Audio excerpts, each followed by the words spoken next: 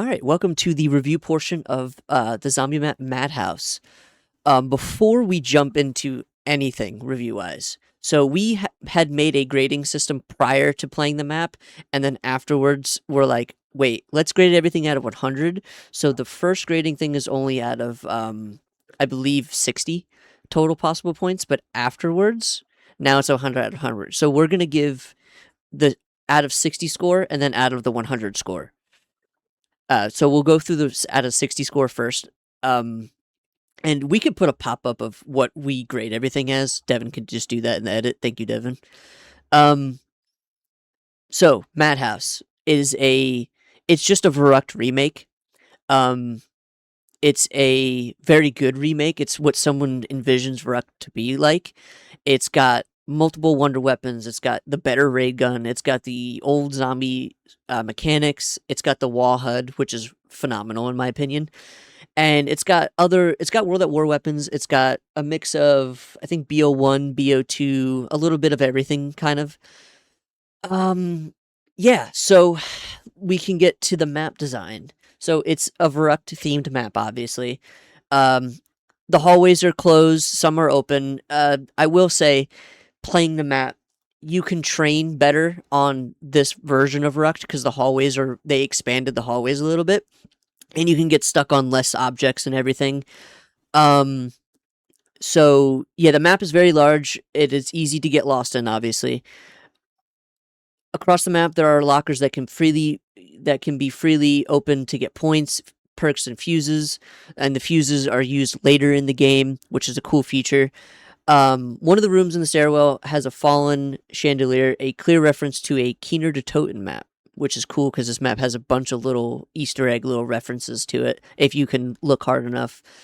Some of the rooms can be unlocked using the fuses, which allow you to gain access to the perks. The overall ambience is moody and forbidding as a World at War inspired map. Foreboding. Foreboding. Fuck. There's an O there. Oh, does it say foreboding? Oof. Oh well. You could continue, JT. Oh, It's your part. okay. Hold on. Weapons. Right, yes. Remastered ports of the World at War guns with some additions from other games. Out of 10, this is easily a 7. Like World at War, the guns are great, and the new textures on or I should say the upscaled textures on the old guns look fantastic. However, like World at War, the best guns are the best and the worst guns are the worst. For example, the STG from World at War is bad, while the Chronicles version is vastly improved. However, the STG from World at War was present, and I'm inclined to, if I remember correctly, because the time of this recording is distant from the time of when we played the map, I think the STG from World at War was present, and the Chronicles one was absent. So for that, I would say this is a 7 out of 10.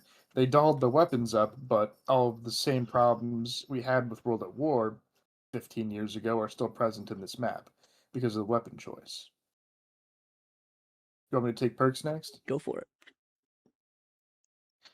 This map has countless perks, some from BO4 and one or two modded perks.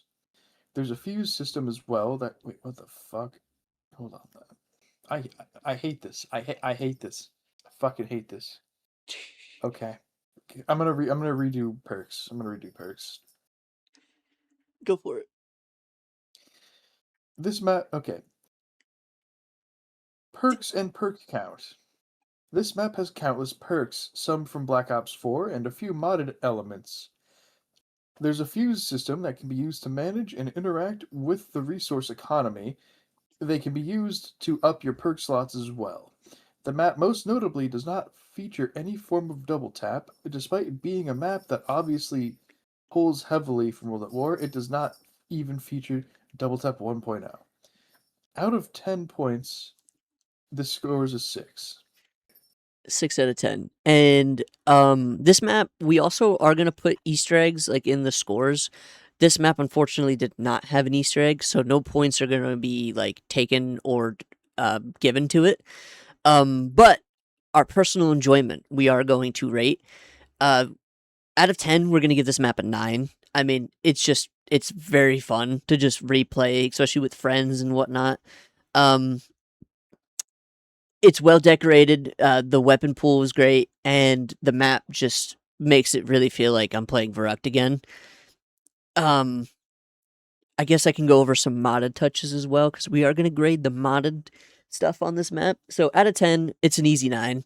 I mean, the map deepens the resource economy of the game by adding fuses, which forces the player to think carefully before purchasing a new gun from the Pack-a-Punch or mystery box.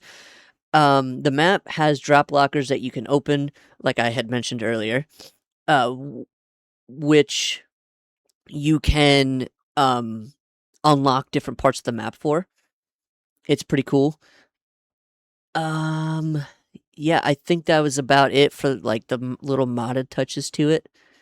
The two-hit system definitely was a negative on that. It definitely was not fun. Uh, go ahead, JT, with the enemy designs. For enemy designs, I'm fairly certain the World at War zombies were brought back. The Panzer siren could be heard, even though the Panzer does not appear in this map. No points would be awarded or deducted. Yeah, and the total score out of everything that we rated for that little sub is 39 out of 60. 39.5 out of 60. And remember, this is the old grading system. So I will give you the upscaled grading system to match everything else. So out of 39.5 out of 60 possible points, and this may sound like it's, mediocre, but um we award and deducted points for custom and modded enemies in the presence of an Easter egg, which were neither presented in this map, so therefore no points will be awarded in those categories. This said, the rest of the map is complete pleasure to play.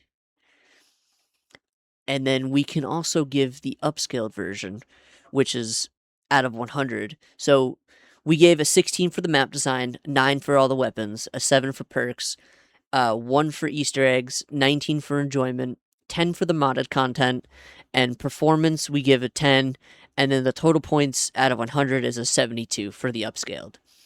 Which, Which makes more sense. I would yes, say a 72 is instead of like what, a 39, a 72 is a much more charitable score. correct. In the original, we're leaving a lot on the cutting room floor. In the original audio recording for this, we were very charitable towards the developers, and even though 72 can be seen as a sort of mediocre sounding score, we personally very much so enjoyed this map. We want to thank the modders for what they did. This is fantastic. Yeah, it's a great map. It's solid. It feels like the OG Call of Duty maps with some new features sprinkled in.